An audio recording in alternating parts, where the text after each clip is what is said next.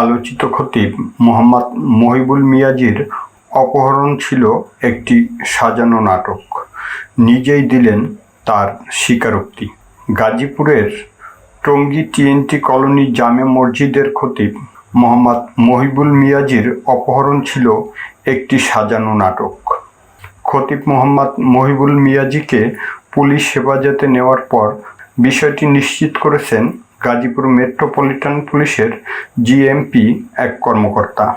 গত বুধবার 22 অক্টোবর সকালে টঙ্গীর বাসা থেকে হাঁটতে বের হয়ে নিখোঁজ হয়েছিলেন তিনি। গত বৃহস্পতিবার 23 অক্টোবর সকাল 6:45টায় পঞ্চগড়ের তেঁতুলিয়া থানাধীন হেলিপ্যাড বাজার এলাকায় শিকল বাঁধা অবস্থায় তাকে দেখতে পেয়ে স্থানীয়রা জাতীয় জরুরি সেবা 999-এ ফোন দেন। খবর পেয়ে তেঁতুলিয়া থানার পুলিশ ঘটনাস্থলে গিয়ে উদ্ধার করে পঞ্চগড় সদর হাসপাতালে ভর্তি করেন।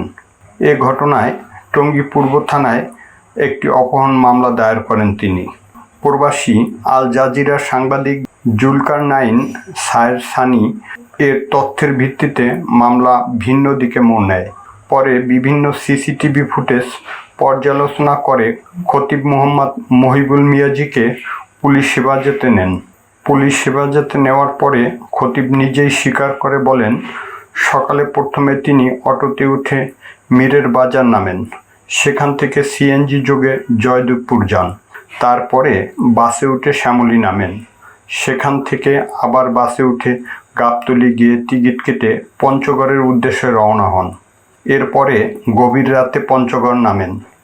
পরে পায়ে হেঁটে জেলা প্রশাসকের কার্যালয় হয়ে পুলিশ লাইন যান, আবার হাঁটতে থাকেন। এক পর্যায়ে একটি শিকল কুড়িয়ে পান। পরে এক জায়গায় বসে নিজের পায়ে নিজেই শিকল পরান, কিন্তু কেন এসব করছেন তিনি তা জানেন না। এক সময় অচেতন হয়ে পড়েন। শেষে তিনি পঞ্চগড় হাসপাতালে তাকে আবিষ্কার করেন। তিনি আরও জানান তার ভুল হয়েছে, এটা তার করা উচিত হয়নি।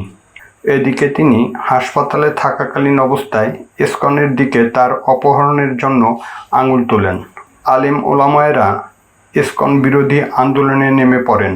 এরপরেই প্রবাসী আল জাজিরার সাংবাদিক জুলকারনাইন সায়ের সানি তার ভেরিফাইড পেজে একটি পোস্টে তিনি জানান, গত 22 অক্টোবর খতিব মোহাম্মদ মহিবুল মিয়াজি অপহরণ হননি। 22 অক্টোবর সকাল 6:50 তিনি মসজিদ ছাড়েন এবং 6:54 টঙ্গী টু কালীগঞ্জগামী আঞ্চলিক সড়কে কালীগঞ্জের দিকে রওনা হন। পরনে ছিল সাদা পাঞ্জাবি পায়জামা, মাথায় ছিল কালো রঙের পাগড়ি। তিনি ঢাকার গাবতলী শ্যামলী কাউন্টার থেকে দুপুর 2টার দিকে টিকিট কেটে ঢাকা থেকে পঞ্চগড়গামী শ্যামলী পরিবহনের বাসে ওঠেন। যাত্রাপথে বাস বগুড়া জেলায় শেরপুর থানাধীন পেন্টাগন হোটেলে যাত্রা বিরতিতে তিনি বাস থেকে নেমে হোটেলে নামাজ পড়ে দ্রুতই বাসে উঠে পড়েন। বিষয়টি পেন্টাগন হোটেলের সিসি ক্যামেরার ফুটেজ বিশ্লেষণে পাওয়া যায়।